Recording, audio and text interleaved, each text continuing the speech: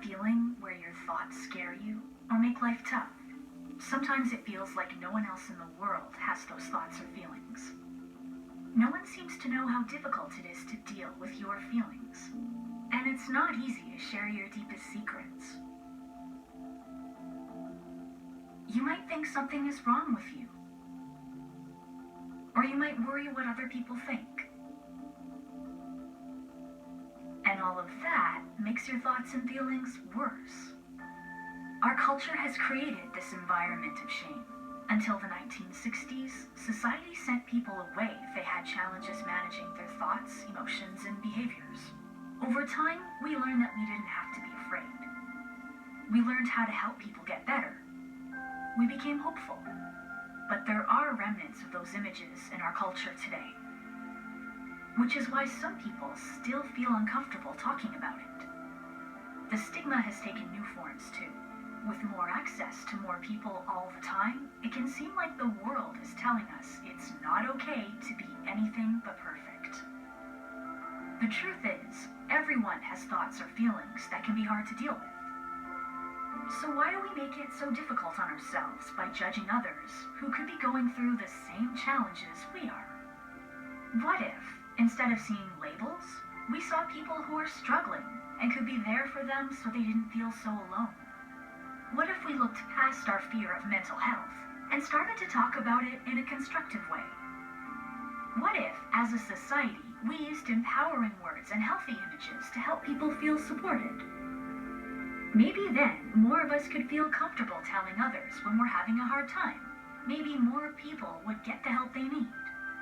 And maybe one day we won't have to talk separately about mental health and physical health, but just health. The truth is, each of us has the power to change our culture. Will you join us? Share this video with a kid, your neighbor, a friend, and help us break the stigma of mental health.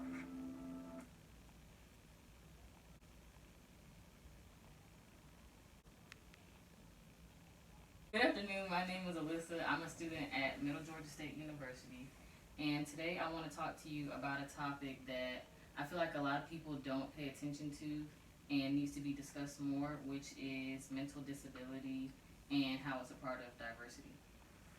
I will address what mental disability is, the discrimination against people with mental disabilities, and the lack of diversity of mentally disabled people in the workplace, and what can be done to include them in society.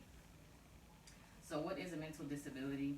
A mental disability, according to the National Alliance of Mental Health in Montana, is a chronic disruption in the neural circuits of the brain which can affect the functioning of the brain, how a person thinks, feels, and acts, and can also cause delusions and make a person hallucinate. Disruptions in neural circuits of the brain are usually caused by biological factors, environmental factors, or a combination of the two.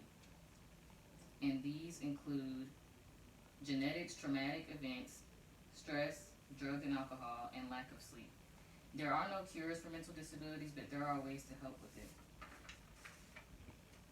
These include psychiatric treatment, therapy, family and peer support, medication, sleep, diet, and exercise.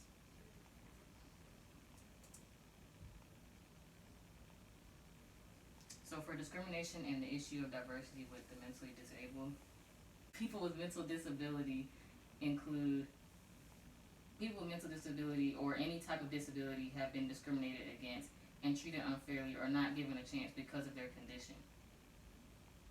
According to Personnel Today, types of discrimination include dismissing an employee for disability-related absences, reasonable adjustments during redundancy process, failing to consider suitable alternative employment, and giving negative verbal references or withdrawing job offers.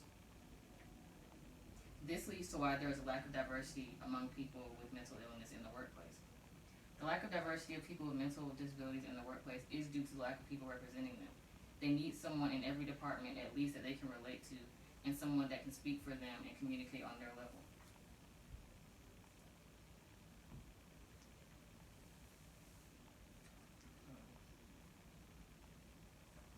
The program coordinator for Dialogues on Diversity at the University of Michigan says that she had developed programs that focus on racial and ethnic minorities and women and religion, but not the disabled.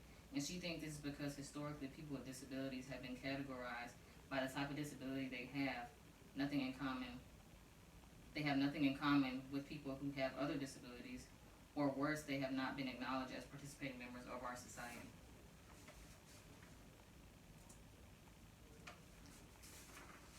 So what can be done about this issue is finding alternative ways to include the mentally disabled in our society, have events they can participate in or that will take their minds off of their disability, something they can enjoy so they can feel like they're just as much a part of a society as we are.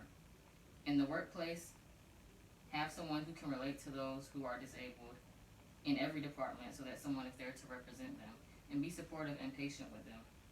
You are not in their shoes or know what it's like to have their condition, so you have to understand that they may not be on the same level as you mentally, and it can be frustrating for them. So show them that you're patient and you're patient enough to deal with them, and that goes for in the workplace as well. Mental disabilities can be challenging and can be frustrating and dramatically affect a person's life.